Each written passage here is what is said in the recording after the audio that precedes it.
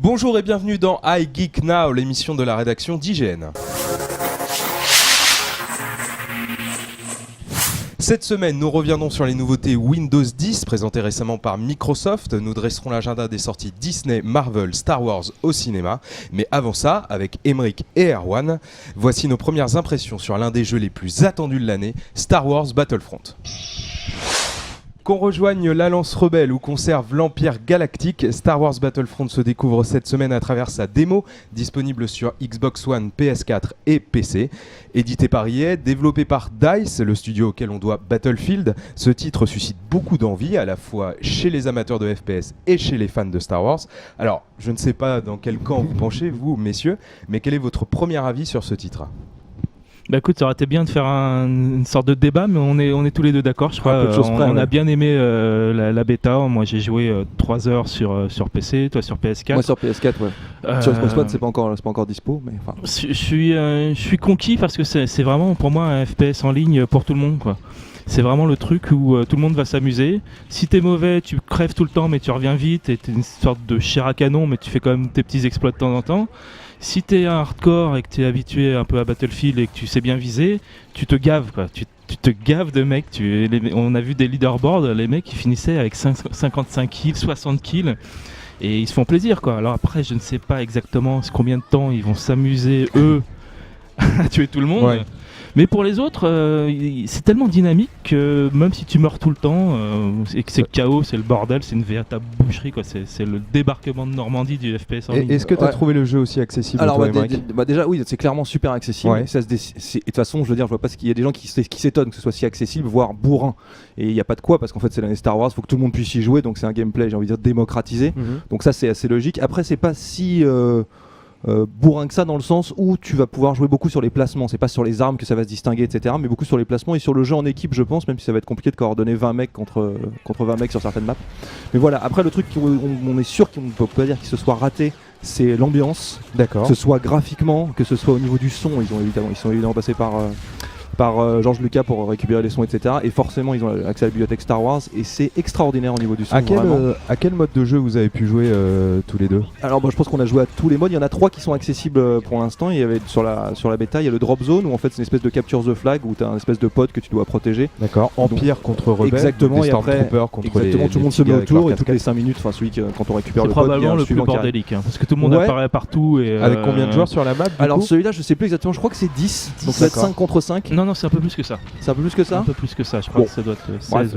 En tout cas, c'est moins nombreux que sur Hot. Sur Hot, il y a quand même c'est 20 contre 20 sur Hot. Donc là, c'est quand même complètement autre chose sur Hot où effectivement c'est l'assaut de l'Empire sur la base rebelle. Et d'ailleurs, les rebelles en chient des ronds de chapeau puisqu'en fait les impériaux sont accompagnés de 2 quadripodes. Ouais. Et donc ils sont. Ça se passe naturellement. Des objectifs, ils avancent tout seuls. Ouais, pour les rebelles. Les quadripodes avancent tout seuls en fait. Et si tu veux, il faut que les impériaux les protègent et les allianceux, j'ai envie de dire, mais c'est World of Warcraft. Et les rebelles, protègent les boucliers de défense, tu sais, qu'il y a dans le film. Voilà. Mais est-ce que comme dans le film, sympa. Du coup, dès la bêta, on peut déjà utiliser des vaisseaux, par exemple, pour faire tomber les quadripodes impériaux? Alors oui, on peut, et c'est hyper décevant. Ah bon? Ouais. Au niveau des contrôles, moi, je suis hyper déçu. Au niveau de la vitesse, je suis hyper déçu. C'est les rapides sur Hot en plus. Alors ouais, après ça dépend des appareils que tu prends. Ouais. Et en gros, ce sont des espèces de bonus que tu récupères sur la map. Et à ce moment-là, tu décides de les déclencher. Et ça te fait un pouvoir particulier que tu utilises à ce moment-là. Et c'est vrai que non, moi, j'ai été vachement déçu au niveau de la maniabilité, au niveau de la vitesse, au niveau des attaques que tu peux faire, parce que tu as plusieurs types d'attaques, on a 3. Et c'est vrai que non, franchement, je trouve que c'est un des trucs les plus ratés que j'ai pu voir sur la bêta pour l'instant. Le pilotage de vaisseau, pour l'instant, t'as pas emballé? Non, je suis pas du tout emballé. Très grande sensation. C'est lent. C'est mou, c'est un peu mou. Et avec un clavier souris, c'est un peu confus aussi dans le niveau de la maniabilité. Voilà. D'accord. Bon, après, il faut s'entraîner et peut-être que ça sortira mieux. Est-ce que vous avez pu utiliser ces petits bonus qui permettent d'incarner soit Dark Vador, soit Luke Skywalker pendant une période? J'ai pas réincarné, par contre, j'en ai vu arriver sur moi. D'accord. Et ils font très très mal. Là où c'est un peu bizarre, c'est que la manière dont ils se déplacent, c'est-à-dire que pour qu'ils puissent toucher plein de joueurs avec leur sabre laser, si tu veux, quand ils donnent un coup de sabre laser, ils se déplacent vraiment super loin, quoi. C'est vrai que ça fait un peu bizarre la manière dont ils se déplacent. On dirait qu'ils évitent, ils ont pas des belles animations. Voilà, c'est un peu bizarre. Ils sont jolis à regarder, mais les animations sont pas super. Par contre, j'ai vu une team jouer pas très génial. vraiment en équipe, et c'était intéressant parce qu'en fait, ils avaient un Dark Vador, et derrière lui, il y avait tous les Stormtroopers qui le suivaient. Donc du coup, c'était classe parce qu'en fait, lui, il était à l'avant au front. Et la musique de la marche impériale en même temps. C'était exactement ça, quoi. Mais non, sauf que là, ça tirait dans tous les coins et tout, quoi. Voilà. Mais un truc qu'on peut pas leur retirer, c'est sûr et certain, c'est que vraiment au niveau graphique, c'est un des plus beaux jeux que j'ai vu ces dernières années. D'accord. C'est magnifique. J'imagine que sur le PC, c'est aussi très beau. Bah oui, j'ai les mis en ultra et c'est vraiment parfait. Bon, il y a quelques éléments qui pop, c'est-à-dire que les textures sont magnifiques, on voit très loin, mais il y a quand même des petits éléments qui apparaissent soudainement à l'écran. Du coup, vu que tout le reste est génial, les animations aussi sont fantastiques. Ouais, c'est très bien. Quand les gens courent, c'est jamais rien vu d'aussi naturel, quoi. C'est classe. On est à fond dedans. Et par contre, il y a des petits trucs qui pop et donc du coup, on les voit parce qu'il y a quasiment que ça qui fait défaut, quoi. Mais moi, ça m'a pas choqué. Donc accessible à tous, même à ceux qui sont pas forcément de grands joueurs de FPS. Clairement. Assez profond pour ceux qui joueraient par exemple à Battlefield pour s'y amuser. Ça, je mettrais une réserve. Pour l'instant, on verra sur la longueur. C'est là où beaucoup de gens mettent le doigt en disant est-ce que sur la longueur, ça va pas être un peu chiant? Est-ce qu'il va pas y avoir peut-être comme certains pouvaient le reprocher à Titanfall. Exactement. À une certaine époque. Il y a de fortes chances que ça manque peut-être un petit peu de profondeur, mais on va attendre. Ce n'est qu'une bêta pour l'instant, mais c'est déjà en tout cas plus encourageant que ce que j'avais entendu moi comme écho. Voilà. Ok, bon bah très bien, c'est réjouissant d'avoir ces premiers avis positifs. La date de sortie de Star Wars Battlefront, elle est fixée au 19 novembre prochain, donc sur PC, PS4 et Xbox One, soit un peu moins d'un mois avant une autre production Star Wars, cette fois au cinéma. Le 16 décembre prochain, la France s'arrêtera et ne résonnera qu'au son des sabres laser avec la sortie 2 jours avant les États-Unis de Star Wars 7, le réveil de la Force. Un nouveau Star Wars qui sera le top départ d'une folle année 2016 pour Disney avec de très nombreux films dont des productions Marvel et Pixar à l'affiche. Mais tout d'abord, messieurs, moi j'ai une question à vous poser. Alors que résonne le sabre de Luke, pensez-vous que Star Wars 7 peut détrôner Jurassic World du podium les films les plus rentables de tous les temps? Moi j'espère.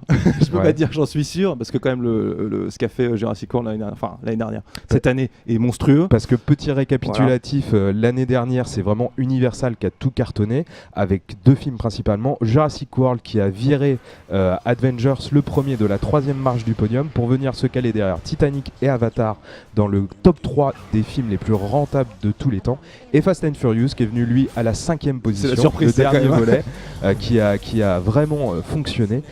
Donc 2016 c'est un objectif pour Disney, c'est de prendre le premier rôle de distribution. Bah c'est en tout cas leur but, c'est certain, voilà, parce qu'ils ont pas que avec ça. Tout le marketing qu'ils font, oui, voilà, ça serait quand même... C'est vrai que la campagne est quand même dingue, quoi, quand tu penses avec les jouets pour et nous tout. Et pour eux. Enfin, je veux dire, c'est fou, quoi. Ils ont tout prévu en amont. Enfin, je veux dire, tu vas sur le Disney Store là, sur les Champs-Élysées, il y en a partout, donc ils ont effectivement tout prévu. Ils font tout pour. Après, moi, j'espère, mais il faut que le film soit, la qualité du film soit au rendez-vous. Voilà. C'est pas parce que c'est Star Wars, c'est forcément super. Il faut que ce soit super, voilà. Ça suscite votre excitation, en tout cas, cet épisode 7 de Star Wars réalisé par J.J. Abrams. Moi, depuis le making-of, la vidéo du making-of, c'est la vidéo qui m'a lancé dessus, vraiment. Parce qu'on voyait vraiment que les équipes, le casting, tout le monde partageait vraiment je sais pas, cette petite folie Star Wars, et ils sont tous là. On voyait qu'ils sont vraiment tous là pour que ça marche, quoi. Moins de fond vert qu'à l'accoutumée, beaucoup d'éléments de décor. Des éléments de décor et tout ça. Vraiment, mieux que les trailers qu'on a déjà vus, le making-of, moi ça me... Et là où ils sont forts, il n'y a pas que le marketing, il n'y a pas que les vidéos, il y a aussi toutes les questions que ça suscite derrière. Qui fait quoi, qui est qui est le Jedi, qui est le héros, etc. Enfin, tu vois. Et donc tout ça, évidemment, ça attise le truc, et plus que le phénomène, j'ai envie de dire marketing, c'est surtout les réponses aux questions qu'on se pose sur l'univers Star Wars. Et ça, pour le coup, ils arrivent vraiment à bien mener leur campagne, j'ai envie de dire. Et d'ailleurs, du Star Wars, on en aura, et des campagnes, on en aura encore des nouvelles, parce que évidemment, la folie Star Wars ne va pas s'arrêter là. On sait qu'à la fin de l'année prochaine, le 14 décembre, on aura le premier spin-off de Star Wars Rogue One, qui devrait présenter une intrigue qui se passe avant le tout premier Star Wars, au moment où des rebelles trouvent les plans de l'étoile noire. Est-ce que par exemple vous croyez à un retour de Dark Vador? Est-ce que cette idée de spin-off pour l'instant suscite chez vous Ils vont forcément appuyer dessus. Ils vont forcément appuyer dessus. Ce serait bien dommage qu'ils le fassent pas. Ils le font déjà avec Star Wars Rebels, la série. Donc non, je pense qu'évidemment ils vont jouer là-dessus. Et c'est d'ailleurs toute la force de cette saga, c'est que finalement ça rebondit un petit peu sur tout ce que tu as vu 20 ans avant, 20 ans après. Et c'est ce qui te fait vibrer. Donc oui, je pense qu'ils vont forcément appuyer là-dessus. Et je pense que ça devrait marcher, même si ce ne sont que des spin-offs. Tout à fait. Et encore en 2016, outre le livre de la jungle qui va avoir le droit à une adaptation pas en prise de vue réelle, mais disons C'est live, avec un vrai Mowgli et des animaux qui sont en 3D, mais vraiment très proches de la réalité, un peu grossis. J'étais à une projection Disney il y a peu, on nous expliquait que les animaux étaient volontairement plus grands que dans la réalité pour donner cette impression du petit enfant qui se retrouve face à l'animal et qui est émerveillé par sa stature. Terrorisé aussi. Ou terrorisé. On aura aussi la suite d'Alice de Burton qui avait très bien marché. Outre des films Violetta, un documentaire aussi avec des singes, on aura plein de films de cet acabit, mais on aura aussi des nouveaux films Marvel, l'année prochaine. En premier, le 27 avril, le Captain America Civil War, qui est un peu un Avengers 3. Est-ce que ça vous tente? On sait qu'Avengers 2 est un peu déçu. Un peu déçu, je sais pas. Moi, je pense qu'à un moment, faut poser un petit peu ses neurones, tu vois, et se dire que c'est des films un petit peu popcorn aussi, ou pour se faire plaisir. Peut-être qu'on aurait aimé retrouver un peu plus de profondeur qu'on a sur les comics de manière générale. C'est Civil War quand même, c'est le plus intéressant, c'est l'arc le plus intéressant. Donc le problème, c'est que j'ai l'impression qu'ils ont mis trop de gens dedans et pour le marketing. Pour faire une guerre civile, il en faut pas deux. Ouais, mais combien de temps on va les voir? Est-ce qu'ils vont pas trop prendre d'importance par rapport à l'histoire? Parce que là, c'est vraiment important. Ça me paraît être le Marvel le plus sérieux. Depuis le début, de ce que j'ai pu voir sans en dévoiler, c'est vrai que ça semble plus sombre qu'Avengers 2. On aura tout de même des personnages pour détendre l'atmosphère comme Ant-Man qui fera partie de l'équipe et qui, selon toute vraisemblance, vu qu'il est très fan de Captain America, devrait pas avoir beaucoup de mal à choisir son camp. Un camp que devra aussi peut-être choisir Doctor Strange, un nouveau personnage qui sera introduit cette fois au mois d'octobre. Alors personnellement, moi je suis très intrigué par Doctor Strange. On sait que c'est un personnage très ésotérique, vraiment le fruit des années 70, un peu à la Pink Floyd et des traversées cosmiques et ce genre de trip. Est-ce que le Doctor Strange, ça vous intéresse? Est-ce qu'on pourrait avoir quelque chose un peu plus différent avec Je pense qu'ils vont essayer quelque chose de différent, ça paraît logique. Maintenant, c'est un personnage qu'on connaît pas très bien si on n'est pas un fanat des comics, donc c'est peut-être ça qui est intéressant aussi. C'était le cas d'Ant-Man, c'est ce que j'allais dire. Voilà, ils ont fait quelque chose de vraiment chouette avec Ant-Man. Donc effectivement, je pense qu'ils vont tenter peut-être un nouvel axe avec Doctor Strange, mais c'est sûr qu'il serait vraiment idiot encore de ne pas profiter de cette espèce de campagne en dévoilant différents héros qu'on ne voit pas régulièrement, en les plaçant de différentes manières sur des axes différents. Ils sont obligés, de toute façon. C'est comme pour Gambit. Si c'est pour faire du Avenger à chaque fois. Alors Gambit, c'est différent parce que ça, c'est produit par la Fox. Oui, c'est la Fox. D'ailleurs, il faudrait qu'on en parle tout à l'heure, mais il y a aussi Deadpool. Il y a aussi Deadpool qui est produit par la Fox. Qui fait quelque chose de totalement différent. Donc, c'est la guerre là. Pour les super-héros un peu moins connus, ils sont obligés d'aller quelque part. Mais je pense que de toute façon, les autres filles sont pas allés. On aura l'occasion dans une prochaine émission peut-être de revenir aussi sur tous ces droits qui appartiennent, ces héros qui sont soit chez la Fox, soit chez Disney. Si tu veux parler un peu de l'impact de Disney, moi je devrais savoir quels sont les opposants, qui sont les gros mastodontes en face, parce que des fois on s'y perd un peu. C'est vrai. Et pour l'instant, moi je ne vois que Deadpool chez la Fox. Il y a les X-Men aussi qui reviendront avec un film Apocalypse, mais je pense que ça sera, on pourra le traiter à l'occasion d'une prochaine émission. En tout cas, de l'empire Disney à l'empire Microsoft, il n'y a qu'une route, celle qui mène de la Californie à Redmond. Et ces derniers jours, Microsoft a été généreux en annonces avec sa gamme Surface, Lumia, mais aussi surprenant avec l'HoloLens, son casque de réalité augmentée. Messieurs, est-ce que le géant américain vous a donné envie de vous procurer un de ces nouveaux produits ? Je voulais d'abord souligner tes transitions que j'adore. Je les trouve superbes, vraiment beaucoup de talent. Ces travaux, j'adore. Merci beaucoup. Je vous en prie. Non, écoute, l'un des trucs qui évidemment qui a fait le buzz, c'est le Surface Book. Donc c'est cette espèce d'hybride entre un PC et une tablette. Tu vas pouvoir détacher. Alors on a donné des spécifications sur IGN France, donc allez les voir. Mais c'est vrai que c'est un... En plus, la campagne est axée autour de... C'est plus puissant qu'un MacBook Pro. Donc je veux dire, c'est vraiment la guerre déclarée. Bon, on le savait déjà, mais je veux dire, là, c'est clairement tout est axé là-dessus. Donc il propose quand même quelque chose d'assez exceptionnel et d'assez souple. Et en plus, c'est une première chez Microsoft. Donc c'est un produit qui évidemment est intéressant. Maintenant, il coûte quand même $1 500. Donc c'est quand même le prix d'entrée, c'est plus que ça. Oui, c'est le prix d'entrée, voilà, de base quoi. Donc sachant qu'un MacBook ça coûte aussi très cher. Ouais, mais pas autant au prix d'entrée. Je crois que c'est 1300 ou quelque chose comme ça, il me semble, ou 1400. Ouais, 1400. Ouais. Bon, c'est pas très loin. Plus près du 1500, plus près du 1499 que. Tu marques un point, c'est vrai. Mais bon, voilà, c'est la guerre déclarée et sur quelque chose d'un petit peu différent, quelque chose d'hybride. L'écran a l'air bien, mais en même temps, je vois pas trop en quoi. Je comprends pas trop l'accueil fantastique qui a été fait. Mais est-ce que le coup réussi par Microsoft durant cette conférence, c'est pas aussi de redonner un peu de style à sa gamme? On sait que Apple, ce sont aussi des produits qui se vendent pour leur esthétique. Entre un PC portable et un Mac en général, en termes de look, il y a il y a peu matière à comparer. Tu l'as dit. Bah, c'est la vérité, c'est vrai, Et le ouais. look, le design, ça fait partie de la marque Apple. Est-ce que peut-être Microsoft a su se moderniser, se renouveler avec ces dernières gammes de produits? Bah écoute, avec leur bracelet déjà, enfin ils ont, non mais c'est vrai, ils ont Avec le proposé, band, ils proposent un bracelet, voilà, le band qui effectivement te permet, en gros c'est pour tout ce qui est sport, etc. Avec tes données cardiaques et tout ça. Donc oui, ça a plus de style qu'avant, il est un peu plus cool. On sent effectivement que sur Surface Pro aussi, sur Surface Book, ils ont fait un effort. Donc oui, je pense qu'ils ont compris qu'il fallait jouer là-dessus et qu'il fallait jouer sur la tendance avec le Lumia aussi. Mais peut-être que tu peux parler un petit peu des Lumia parce que tu t'y connais peut-être un petit peu plus. De nouveaux Lumia, le 950 et le Ouais, XL. Alors exactement. Ça, c'est vraiment typique de Microsoft d'appeler un truc XL, quoi, comme si on était dans les années 2000. Mais, Ou au fast-food. Ouais. c'est bizarre, mais C'est sinon, l'américaine. les specs sont bien. Ça a l'air d'être un bon produit si on aime Windows, quoi. Et surtout, ça embarque le fameux Continuum, Windows Continuum, qui lui a l'air vraiment intéressant. C'est Qu'est-ce que c'est T'expliques un peu, voilà, Windows ce que c'est. Continuum, c'est le fait d'utiliser son mobile comme un PC en fait.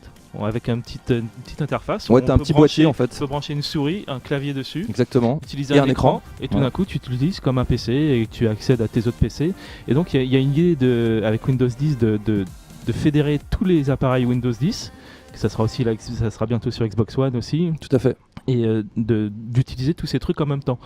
Et c'est quelque chose qu'on ne retrouve pas ailleurs parce que, enfin, moi, je suis un peu fatigué des autres trucs où il y a 50 formats différents, où Ouais. on sait plus Bah, s'il faut aller sur un tel pour trouver ses photos, l'autre truc pour trouver ses musiques. Bah, Et je me dis, c'est quand même pas mal d'avoir un truc qui fédère tout, quoi. Ouais, cette uniformisation, c'est le maître mot de toute façon aussi de cette conférence. C'est aussi proposer plein de produits en répétant Windows 10 à chaque fois. Tout à Donc fait, tout ouais. est centralisé, quoi. Et donc c'est ça l'idée. Et l'idée effectivement des Lumia, enfin de pouvoir proposer une interface PC avec les Lumia, si tu veux. C'est aussi de dire voilà, avec votre téléphone, vous pouvez avoir un PC, même si au final, c'est l'interface qui est la même, mais la puissance sera de toute façon pas la même. Et d'ailleurs, notons qu'il n'y a que les Lumia qui pourront le faire. Donc voilà. 2 mots avant de passer à autre chose vraiment très court sur l'HoloLens. On reviendra Bien peut-être sûr. sur ce périphérique lors d'une autre émission. Votre avis sur ce casque de réalité augmentée? Tu veux mon avis direct là comme Ouais. ça, violent? Ouais. C'est trop cher. C'est trop cher. C'est 3000 D'accord. $, c'est ultra violent, donc c'est D'accord. clairement en direction des développeurs pour l'instant. Ok. Moi, c'est Erwan, du t'as le pipeau. même Moi, ce qui avis? m'amuse beaucoup, c'est que c'est effectivement en direction des développeurs, du truc médical et tout ça. Donc, les neurochirurgiens de LA dans leur bureau pourront peut-être se le payer et s'amuser avec. Mais ce qui m'amuse beaucoup, c'est que ça n'a jamais été présenté pour du jeu vidéo. Ah, il y avait la présentation avec Minecraft qui avait Oui, été faite à ils l'ont l'E3. dit, c'est Mais pas c'est pour pour le jeu populariser vidéo, ça. c'est pour plus tard. D'accord. Exactement. Mais à chaque fois qu'ils le présentent, c'est avec un jeu vidéo. Bon, bah ça me fait rire. si c'est pour plus tard, on aura l'occasion d'en reparler. Qui sait, peut-être même que ce produit Microsoft ou peut-être une BD Marvel, une statuette Star Wars sera dans la sélection de la rédac. La sélection de la rédac, c'est ce qu'on découvre avec le petit plus. Alors le petit plus, c'est l'occasion pour nous de vous présenter les jeux, les livres, les films ou les séries qui nous ont tapé dans l'œil. Et on commence avec toi, Emric. Je crois que tu es retourné du côté de MGS5. Tout à fait, MGS5 que j'ai adoré. Bah là, pour faire rapidement, il y a Metal Gear Online qui est arrivé. C'est arrivé mardi, je crois. Et franchement, c'est super sympa, mais je suis un petit peu déçu dans le sens où c'est un jeu d'infiltration à la base, donc on attendait quelque chose de très infiltration. Sur les 4 modes de jeu proposés, il y en a finalement qu'un qui est très infiltration. Et tout est pas super bien expliqué. C'est un problème qu'il y avait déjà dans le jeu en solo. C'est pas très clair les objectifs de mission, comment ça marche, etc. Faut vraiment partir à la découverte. Dans les menus, c'est pas très très drôle, j'ai trouvé. Donc en cela, je suis vachement déçu. Pour autant, le jeu est quand même super agréable. T'as un mode de jeu un peu à la Call of Duty où tu te tires partout, etc. Donc je veux dire, c'est quand même très cool. Le gameplay est meilleur qu'avant, mais toujours un petit peu trop archaïque pour un jeu online, je trouve. Difficile de faire de l'infiltration en multi aussi, peut-être. Ouais, bien sûr, mais Assassin's Creed l'a très bien fait. D'accord. Donc, enfin, en tout cas, d'une certaine manière à l'époque, voilà, même s'ils ont du mal à se renouveler. Je pense que là, ils auraient pu faire quelque chose d'un petit peu mieux, avec plus orienté vraiment infiltration. Il y a que un mode sur 4 qui est vraiment infiltration. C'est un peu léger, je trouve. Voilà. Maintenant, c'est pas mauvais, attention, hein, mais je suis un petit peu déçu. Je m'attendais à vraiment un gameplay beaucoup plus orienté infiltration que ça. Surtout toi qui a été vraiment très très emballé par Moi, j'ai adoré. MGS5. Alors de ton côté, Erwan, pas de grosse production, mais un petit jeu indé dont tu voulais nous parler. Bah oui, histoire de pas parler d'animé toutes les semaines. Je me suis dit un petit jeu indé, c'est mon petit jeu indé de la pause midi en ce moment, c'est Stereden. C'est un shoot 'em up et ça fait bien des années que j'avais pas lancé un shoot 'em up. D'un petit studio français qui j'ai oublié le nom, il y a Pixel dedans, mais on donnera les On liens. vous les mettra dans le commentaire. C'est sur le Steam, site, ouais. c'est sur Steam pour 10 € environ, un peu plus. Et donc c'est un shoot 'em up, un shmup comme on dit, en pixel art, qui rappelle beaucoup FTL dans son design. D'accord, Un peu Faster pompé, Than Light. Faster Than Light, sauf que là c'est du shoot 'em up. Et le petit élément en plus, c'est que c'est aussi du roguelike. C'est-à-dire qu'il y a des éléments complètement aléatoires d'une partie à l'autre. C'est-à-dire qu'on commence une première vague d'ennemis et ça sera toujours différent. Des différents ennemis qui apparaissent et il y aura différentes armes qui vont apparaître. Et à la fin de la vague, tu as un boss. Différent aussi. C'est toujours le même boss, mais il balance des attaques toutes différentes. Et il y a une grande variété d'attaques, il y a un grand catalogue de trucs qui t'arrivent dans la face et il y a une bonne difficulté. C'est pas non plus impossible, il vaut mieux avoir un pad, mais il est. Emmerich pourra en témoigner, pour le Red Squeak c'est pas mal. On balance son casque, on gueule et. Alors je confirme, souvent il balance son casque à midi aussi. Ah, c'est donc ça. Oui, c'est ça. C'est une des raisons pour lesquelles Erwan balance son casque. D'accord. Il est vraiment sympa, ouais. Bah très bien. Et moi je vais terminer en vous présentant quelque chose qui se tient dans les mains, et Emmerich le fait très bien. C'est un bouquin de la maison d'édition toulousaine Sœur d'édition qui consacre un nouvel ouvrage à Final Fantasy VI cette fois. On sait que cette maison d'édition avait proposé déjà d'autres bouquins sur Final Fantasy VII, sur le bouquin aussi FF12 qui revient sur le monde aussi d'Ivalice.